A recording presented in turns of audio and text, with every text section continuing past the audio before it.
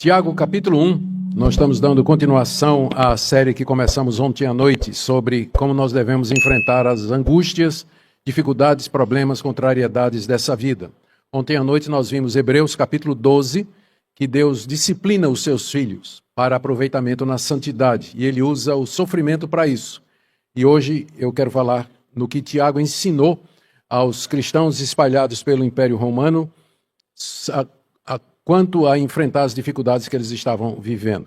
Vou pedir para você deixar a sua Bíblia aberta em Tiago capítulo 1, a partir do verso 2, que nós iremos lendo à medida que a exposição for prosseguindo. Deixe-me primeiro dar algum contexto para vocês.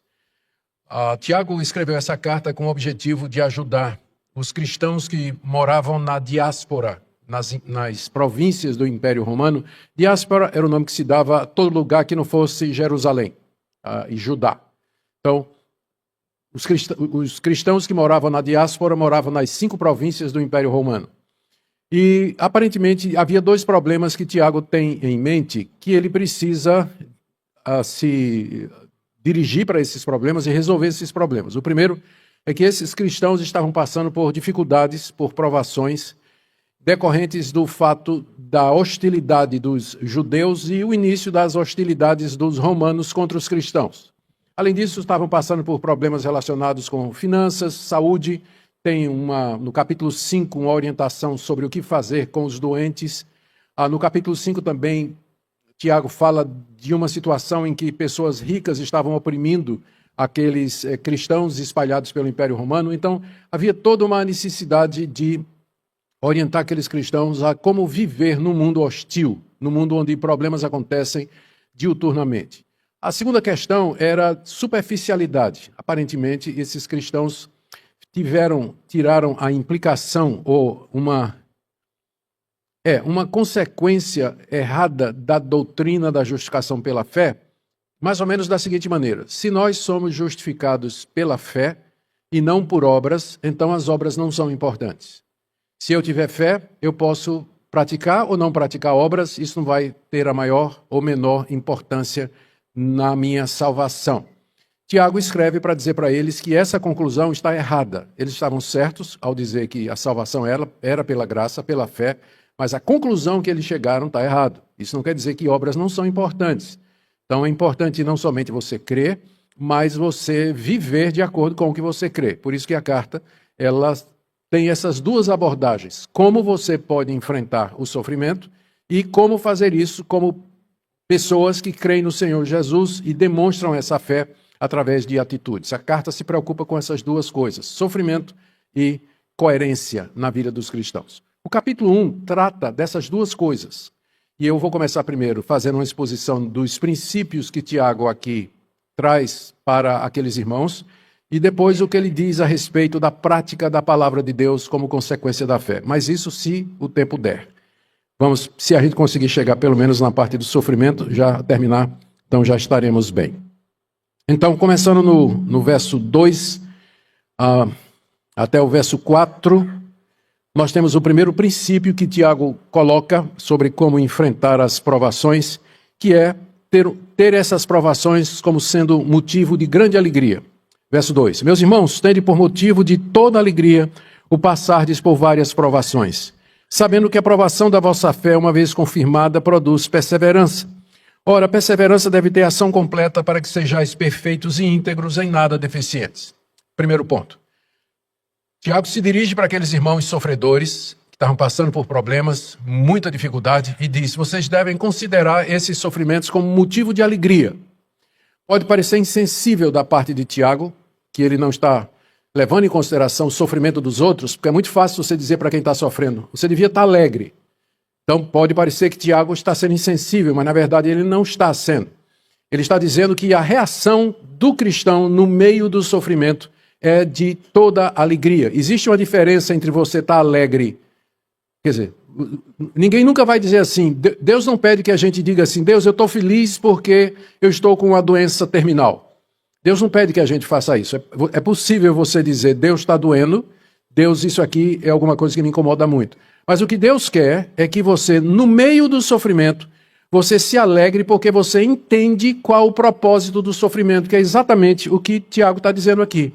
depois de dizer no verso 1 que eles deveriam ter por motivo de alegria o passar por diversas, várias, todo tipo de provação, ele diz no verso 3, sabendo que a provação da fé de vocês, uma vez confirmada, produz perseverança.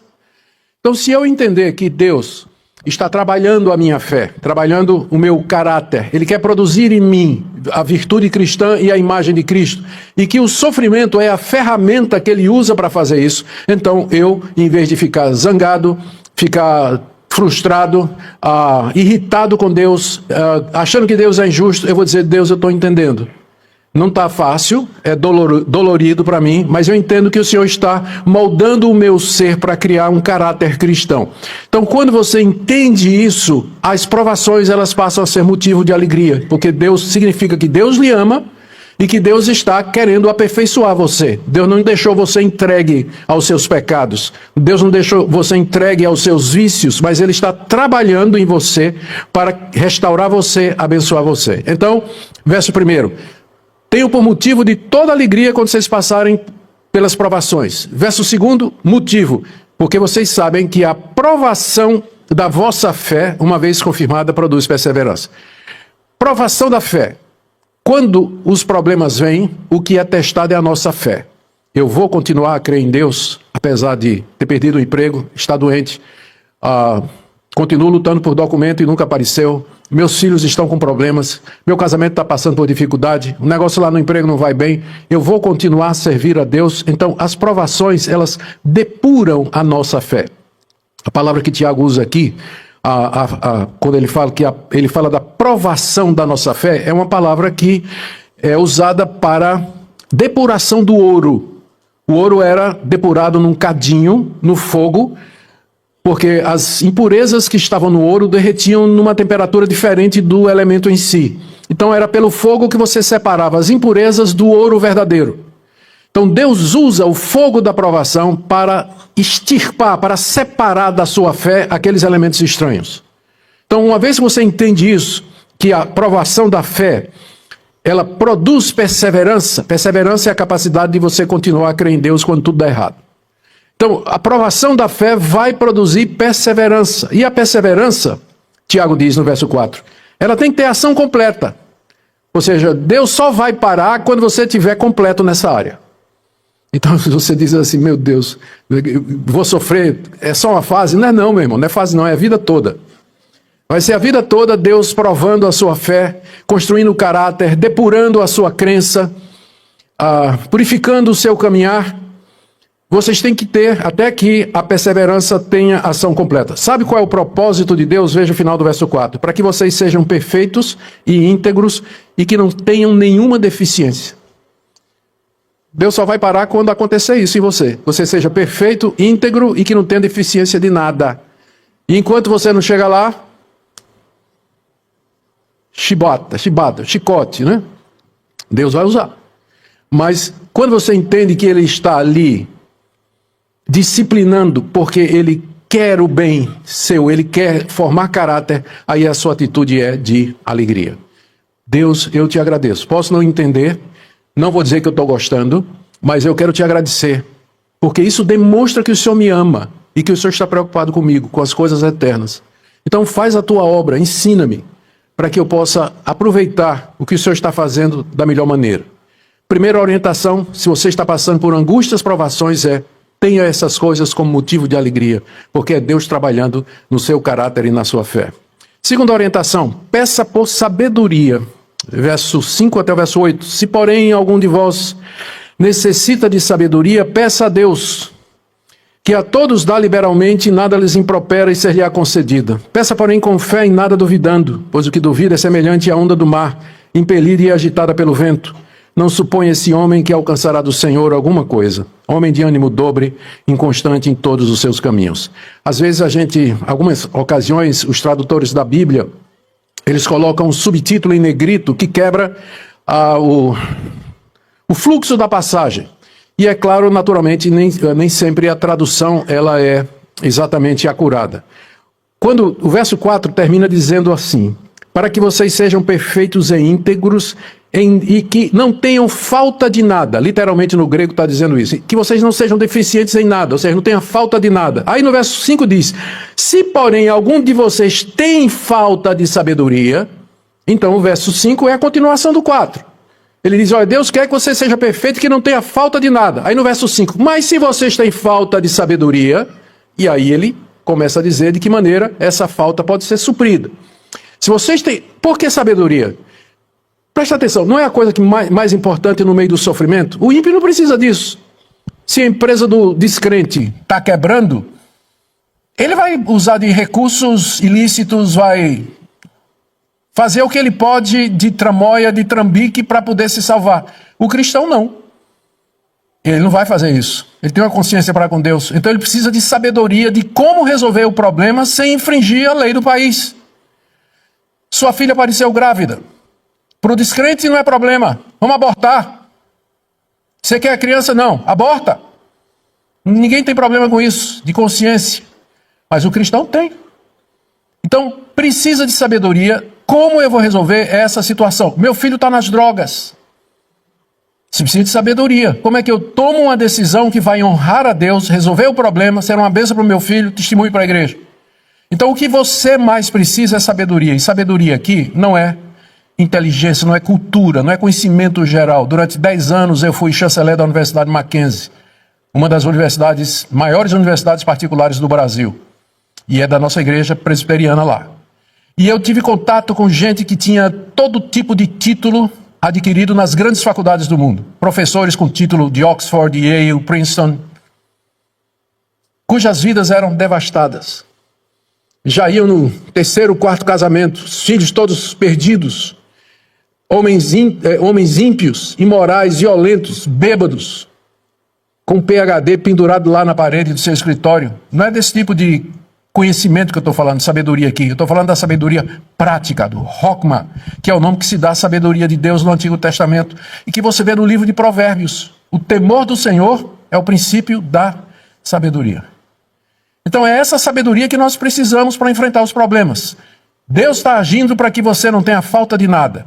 Mas se você falta sabedoria para resolver os seus problemas, olha o que é que você vai fazer. Primeiro, peça a Deus que Ele dá liberalmente, ser-lhe-á concedida e nada lhes impropera. É claro que Tiago está na mente aqui com a história de Salomão, lá no Antigo Testamento, quando Deus apareceu a Salomão e disse para ele: peça o que você quiser.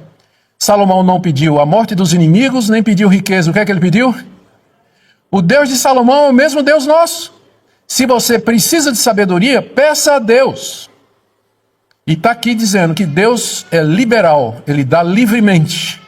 E nada lhes impropera. Em português, isso quer dizer, Ele não passa na cara. Do tipo assim, você chega para Deus e diz: Deus, eu preciso de sabedoria para resolver esse problema. Deus não vai dizer: e cadê a sabedoria que eu te dei semana passada e que você não usou? Deus não passa na cara. É isso que improperar significa. Então você pode se chegar para Deus em humildade durante o sofrimento e a provação e dizer: Deus, eu não estou conseguindo me alegrar como o Senhor disse que é para me alegrar. Eu preciso de sabedoria para entender o que está acontecendo aqui. Pode pedir, porque está garantido na Bíblia de que Deus vai dar a você, mas Ele tem uma condição. Verso 6. Peça, porém, com fé. Nada duvidando. Peça com fé. Não peça mecanicamente, formalmente, religiosamente, mas peça confiando que Deus ama você, que Deus pode resolver e que Ele é o Deus de Salomão, o Deus que vai dar sabedoria. Peça confiante. Por quê? Verso 6. Porque o que duvida, ele compara duas coisas. O que duvida é semelhante à onda do mar impelida e agitada pelo vento. Eu cresci no Recife, à beira-mar, lá na Praia de Boa Viagem, lá na Praia de Olinda. E quando morava lá na Praia de Maria Farinha, tinha um pescador amigo nosso chamado Seu Lisboa, bem idoso. Ele tinha aquelas jangadas de madeira, de vez em quando ele me chamava para pescar. Eu devia ter uns 10, 12 anos aí, então século passado mais ou menos. Seu Lisboa me chamava para ir pescar. E Seu Lisboa conhecia o mar como ninguém. E no dia que eu chegava lá e dizia para ele: vamos lá, vamos pescar hoje? Vamos sair mar adentro? Ele dizia: hoje não dá porque o vento é terral. Ou seja, o vento estava vindo da terra e ele vinha contra as ondas e o mar acalmava, parecia um espelho. Ele disse, não tem vento soprando, nós não vamos chegar lá. Nos outros dias o vento vinha do mar e o mar ficava encapelado. As ondas, meu ponto era esse, as ondas elas iam de acordo com o vento. O vento que vinha da terra acalmava, o vento que vinha lá do mar ficava encapelado. Tiago está comparando o que duvida exatamente às ondas do mar. Quando o vento da prosperidade está soprando, ele é um crente maravilhoso. Ele vai para a igreja, dá o dízimo, ele canta, ele louva a Deus, está tudo muito bem. Quando sopra o vento da adversidade, para de orar pelo pastor, para de contribuir, para de vir para a igreja, Ele para. Não pense tal homem, verso 7, que alcançará do Senhor alguma coisa. Cristãos, esse era o problema que ele estava enfrentando lá naquelas igrejas, era a inconstância dos cristãos. Lembra que ele falou de perseverança? No meu primeiro ponto, Deus quer que você tenha perseverança. A falta de perseverança é o crente praia, que ele vai de acordo com o vento. Vento da tribulação, vai para um lado, vento da prosperidade, ele vai para o outro. Deus quer que você esteja firme, perseverando, em meio a qualquer tipo de vento que vier. Se tudo vai bem, se tudo vai mal, continuo louvando ao meu Senhor. Continuo servindo a Ele de todo o coração. Então, peça com sabedoria, não peça duvidando, porque quem duvida é como a onda do mar.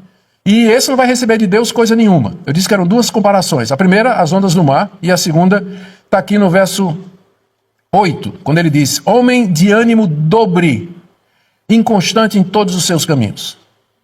Ânimo dobre é uma palavra só na língua grega, dipsihos, significa literalmente duas almas. Uma pessoa que tem duas almas, uma puxando para o Corinthians e outra puxando para o São Paulo. Então ele está dividido, é a figura da divisão. O que Deus quer é que você esteja redondinho, você tem um propósito só, que é servir a Deus.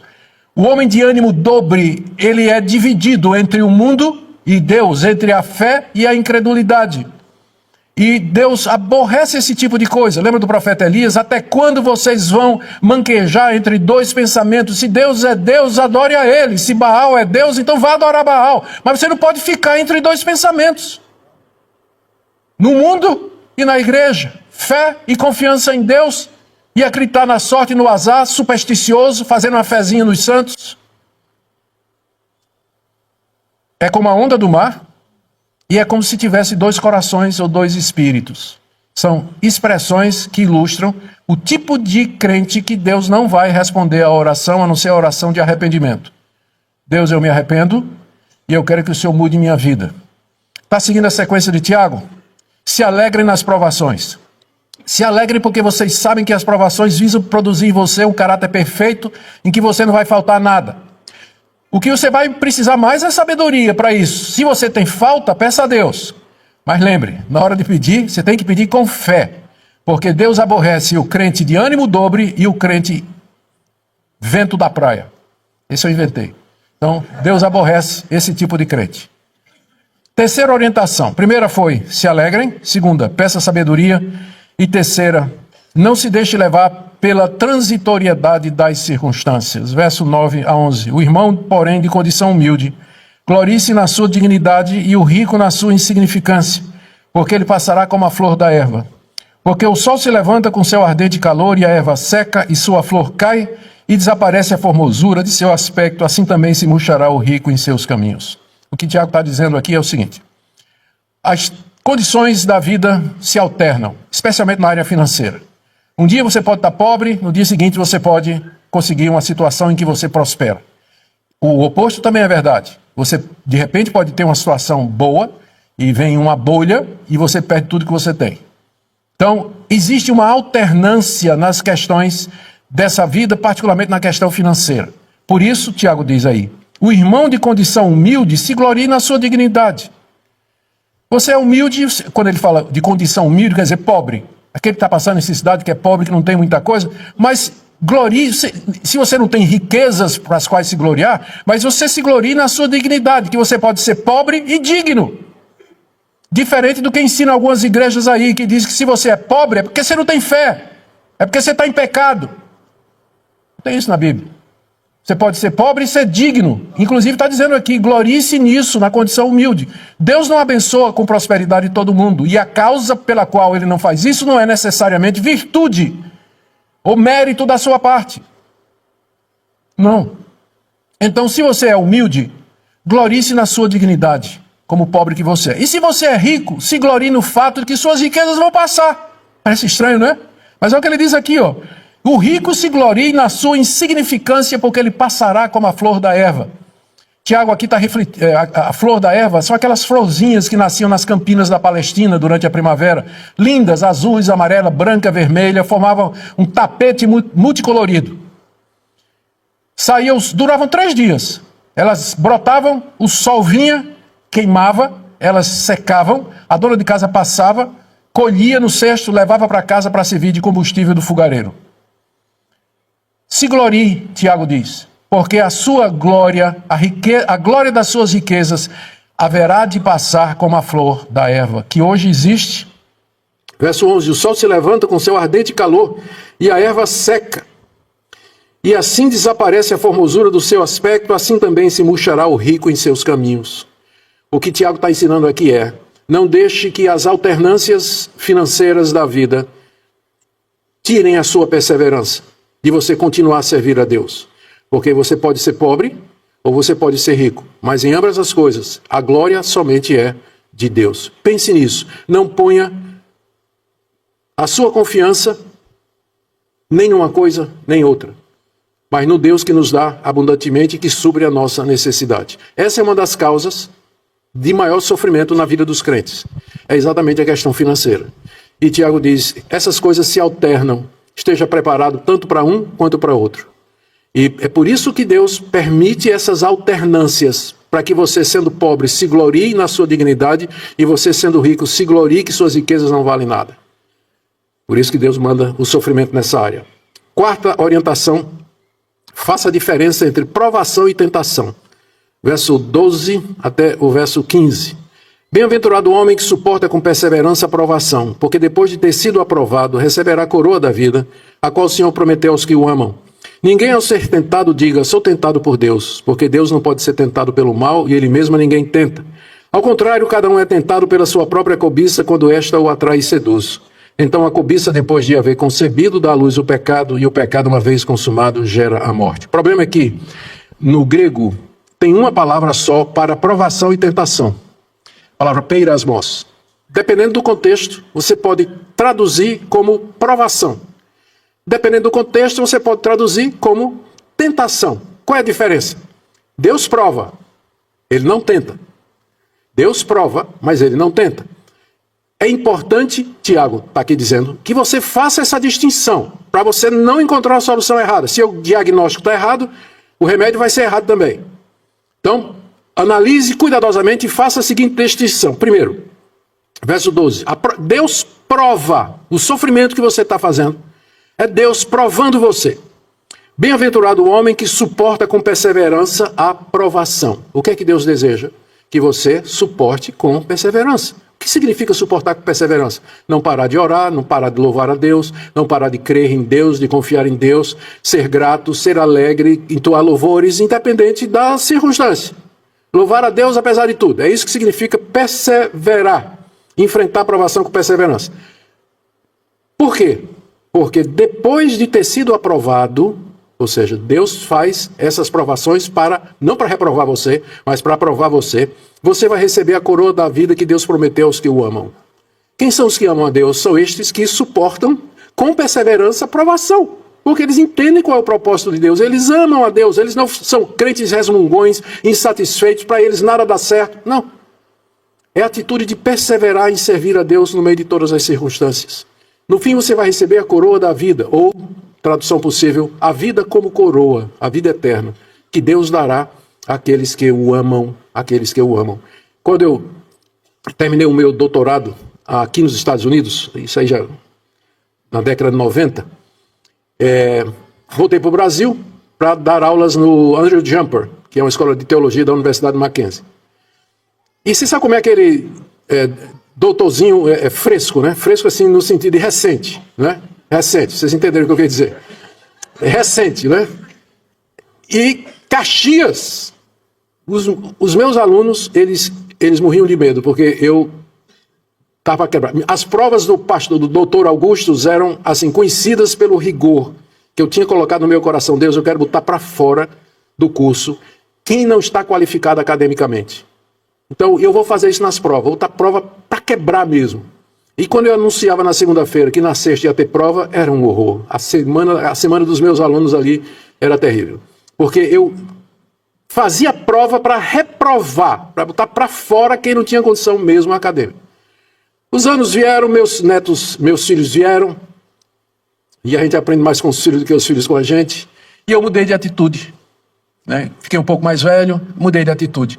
Continuei durante muitos anos com o mesmo rigor, mas eu tinha um outro propósito. As provas continuavam a ser difíceis, mas meu propósito não era reprovar. O meu propósito era dar uma oportunidade aos meus alunos para mostrar que eles estavam aptos. E depois dar uma nota que lhes permitiria continuar. A intenção mudou e faz toda a diferença. Deus, quando manda o sofrimento para você, Ele não faz isso para detonar você, para destruir você, para reprovar você. Não, Ele faz isso para aprovar você, para que você cresça, para que você aumente, para que você se fortaleça. A tentação é diferente. A tentação tem exatamente o propósito oposto.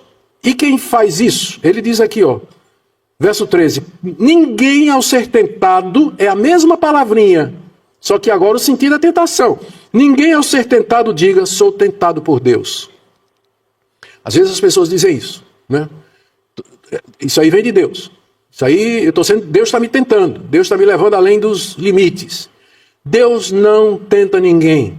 Deus prova com o objetivo de aprovar você. Ele não coloca você numa situação com o objetivo de levar você a pecar. Ele coloca você numa situação para que você tenha a oportunidade de exercer a sua fé e amadurecer. Esse é o propósito dele, que Tiago está querendo aqui. Portanto, ninguém ao ser tentado, ao sentir determinadas vontades no meio do sofrimento, diga que é tentado por Deus. Porque Deus não pode ser tentado pelo mal, devido à sua santidade, ele não pode ser tentado pelo mal, e ele mesmo ninguém tenta. Ao contrário, agora vem, cada um é tentado pela sua própria cobiça, quando esta o atrai e seduz. Então a cobiça, depois de haver concebido, dá à luz o pecado, e o pecado, uma vez consumado, gera a morte. Eu vou contar aqui uma história, e depois vocês vão me dizer quem fez o enredo dessa novela. Era uma vez um homem que estava passeando numa rua, de repente se aproxima dele uma mulher belíssima, vestida de maneira provocante, que se aproxima dele, começa a conversar com ele, uma vez, duas, finalmente com palavras seduz, convence o homem a ter relações com ela. E o homem vai, finalmente concorda e vai ter relações com ela. A mulher fica grávida. E o filho, depois de algum tempo, nasce.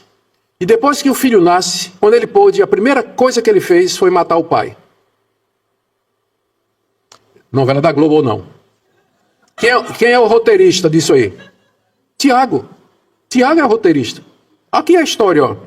Cada um é tentado pela própria cobiça, né? A cobiça é personificada aqui como se fosse uma mulher.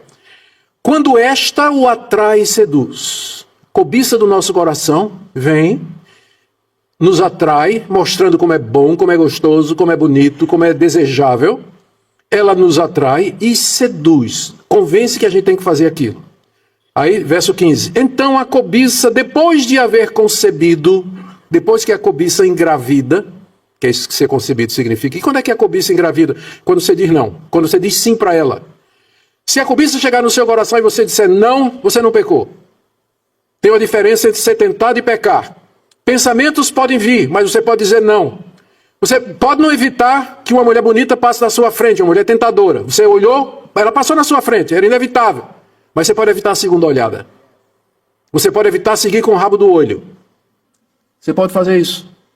Quando você diz sim, a cobiça engravida. E o que é que vai ser gerado dessa relação da cobiça com o seu desejo? O pecado. Aí o pecado nasce. E, como diz Paulo, o salário do pecado é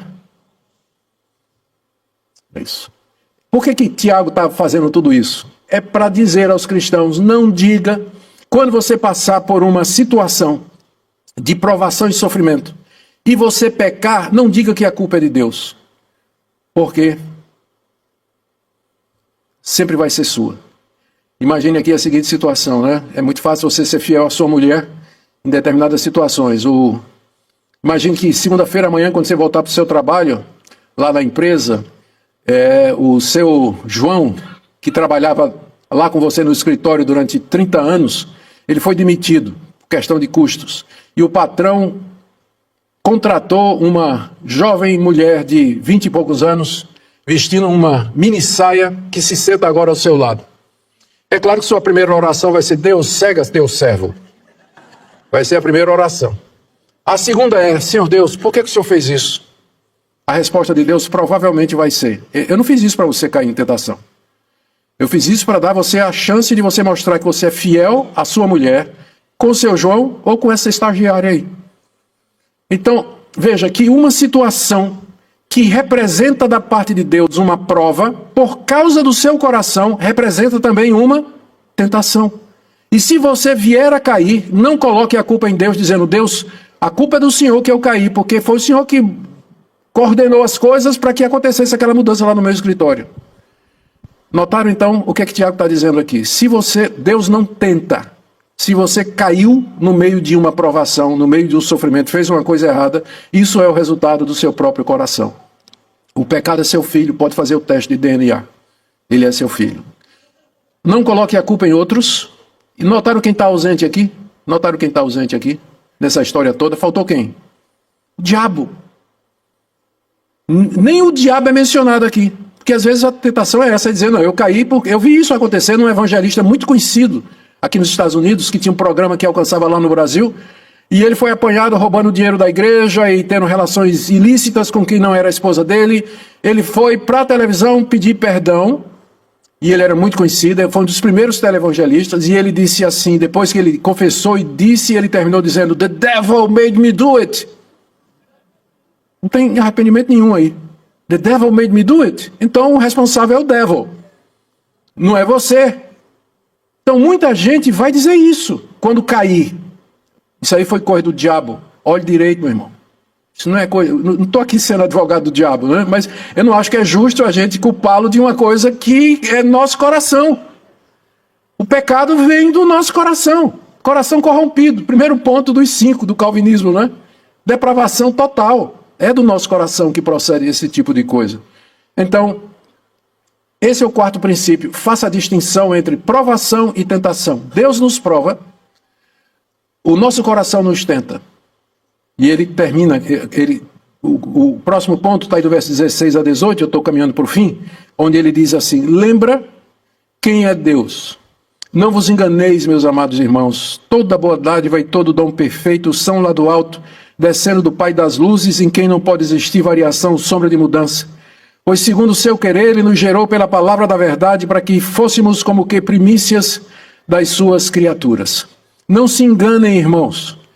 Deus não nos tenta. Ao contrário, toda boa dádiva e todo dom perfeito vem dele.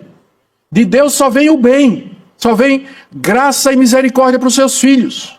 Então não se engane, porque ele não muda nesse propósito. Ele chama Deus aqui de Pai das luzes, em quem não há variação nem sombra de mudança. Para você entender isso aqui é fácil. Imagina você estar num dia de sol, que eu sei que é muito raro aqui, mas num dia de sol, talvez então ninguém entenda a ilustração, né? Porque ninguém sabe o que é um dia de sol aqui. Você tem um dia de sol, você está andando, a luz, né, do sol bate, e você, se você parar, né, você vai ver que, e ficar olhando, que a sombra vai mudando à medida que o sol vai andando. O sol vai mudando e a sombra varia a sua posição. Então, as luzes, elas têm variação de mudança. E Deus é o Pai das luzes. Foi Ele que criou o sol, a lua, as estrelas. E esses astros, eles se movimentam e eles produzem sombra de variação. Mas Deus é imutável. Ele não muda do seu propósito. E o seu propósito é nos fazer bem. Então, não é assim que um dia ele amanhece de mau humor e diz: vou tornar hoje um inferno a vida de... Deixa eu ver aqui, né? e aí tira alguém e dizer, hoje vou fechar a cara para falar. Deus não muda no propósito dele desde a eternidade de nos fazer bem. A prova disso é que ele nos gerou, verso 18, pela palavra da verdade, para que nós fôssemos como que primícias das suas criaturas. A maior prova do amor de Deus por nós é que no seu Filho Jesus e pelo sacrifício dele, Deus nos gerou pela palavra, pregação do Evangelho usada pelo Espírito Santo para regenerar o meu coração, para que eu pudesse crer em Cristo. Por quê? Porque Deus está criando uma nova raça, uma nova geração de pessoas transformadas e convertidas que jamais pecarão como Adão pecou na primeira criação. Essa é a maior prova de que Deus quer o nosso bem. Então não diga que Ele está tentando você. Não diga que é culpa dele se você tropeçar em pecado. Nele não pode existir variação ou sombra de mudança. O propósito dele é único, e é esse aí. Última coisa. Está aí do verso 19 até o verso 20. Sabeis estas coisas, meus amados irmãos. Todo homem, pois, seja pronto para ouvir, tardio para falar, tardio para se irar. Porque a ira do homem não produz a justiça de Deus. A última recomendação de Tiago para aqueles irmãos que estavam sofrendo é: ouça mais e fale menos. Às vezes, no meio da provação, no meio do sofrimento, a gente diz coisas das quais a gente se arrepende, mas palavras, elas são como penas soltas ao vento, você nunca mais vai pegar de volta. Então, por isso que Deus deu 2 ouvidos e uma boca só, para que você ouça o dobro do que você fala. Dificuldade vem, problema vem, primeira coisa que a gente faz, começa a falar. Em vez de ouvir a palavra de Deus, vá na Escritura, ore, ouça a Deus, procure conselho com quem é experiente, ouça antes de falar, ouça diante de uma fofoca, ouça diante de alguém dizendo alguma coisa, fazendo alguma coisa, entenda, e só depois você fale, porque se você fala na hora com ira, o que é que Tiago diz aqui? A ira do homem não produz a justiça de Deus. Pessoas iradas, elas nunca vão dizer coisas que no final glorificam a Deus e estabelecem a verdade. Por isso, deixa passar. Deixa passar. Ouça, aguarde, e aí você fala. E quando falar, fala conforme esse Deus que é maravilhoso, majestoso, bom e que quer o melhor para você. O tempo não vai dar nem a discussão para falar sobre a prática da palavra de Deus, mas seria o próximo ponto aqui. Mas eu quero terminar aqui trazendo essa aplicação para vocês. O nosso Senhor Jesus, ele sofreu, ele foi tentado, ele passou pela oposição, nós vimos isso ontem, ele é o autor e consumador da nossa fé, o exemplo de oposição que ele sofreu aqui. Mas em tudo ele se submetia a Deus, porque ele entendia o propósito do Pai, em santificá-lo e prepará-lo para o sacrifício no altar do Calvário. E eu queria que você lembrasse disso quando você estiver sofrendo, quando você estiver passando por dificuldades. Tenha como motivo de alegria, porque Deus está trabalhando no seu caráter. Se você tem falta de sabedoria para entender o que fazer, peça que Deus vai dar. Não deixe as circunstâncias que se alternam, alternar a sua fé, mas persevere se gloriando sempre em Deus e lembre que Deus não tenta ninguém. Se você cair, a responsabilidade é sua. Levante-se, confesse, Deus haverá de perdoar. E em tudo isso, guarde o seu coração, ouça e só fale quando de fato você tiver ouvido a voz de Deus, dizendo: esse é o caminho que você deve andar. Amém? Ó Deus, nos ajuda a colocar em prática estas virtudes que nós vemos tão claramente exemplificadas na vida do Teu Filho Jesus. Te damos graças que pelo sacrifício dele nós podemos ser perdoados quando fracassamos. Quantas vezes ficamos irados, irritados, frustrados, reclamamos do Senhor, dos outros, no meio das provações. Mas te damos graças que há virtude no sangue de Cristo para perdoar o coração arrependido e contrito. Nós pedimos que o Senhor nos ajude a ser diferentes do mundo, onde as pessoas reagem com ódio, com mágoa, com vingança. Ajuda-nos a amar como primícias das tuas criaturas. Em nome do Senhor Jesus. Amém. Deus abençoe os irmãos.